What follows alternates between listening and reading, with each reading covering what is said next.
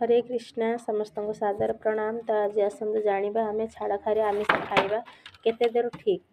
तो जितेबले आम कार्तिक मास सारा हविष करिथांती, कार्तिक मासरे धर्म मासरे आम पूजा अर्चना करिथांती।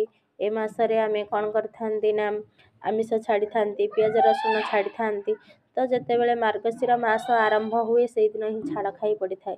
तो से छाड़ खाई जदि आमिष आम भक्षण करुचे बा करुचे सेटा करवा उचित ना उचित नुहे, से जिनसटा उचित नुहे बिल्कुल। कहीं जितेबले आम गोटे जीव को मारी खाऊे सी तो गोटे परिवार सदस्य, आम जितेबले मारी दौचे आणिकी निजे भक्षण करने 2 मिनिट 5 मिनिट्र स्वाद आणिकी जीभर लालसा तो से कौन ता परिवार भी कष्ट हो भावतु। तो जदि आम परिवार आम भितर जड़े सदस्य को नहीं कहीं मारी दिए खाई दिए ताहले आमको केते कष्ट हम। से भाव में से जीव को से जीवर परिवार सेमती कष्ट होता है। ता सहित कौन हुए ना भगवान श्रीकृष्ण कही थांती जे गछ मध्य मु अस्वस्थ एवं मास मध्य मु मार्गशीर।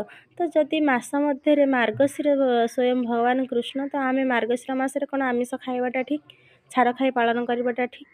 तो सेहीपरि भाव में जदि कार्तिक मास आम केवल श्रीकृष्णकर भक्त राधाराणीकर से कार्तिक मास बोली आम पालन कले कृष्ण एत खुशी हुंदी। तो ताहले जिते निज मासटा को आम पालन करवा ताहले से केते खुशी हेबे।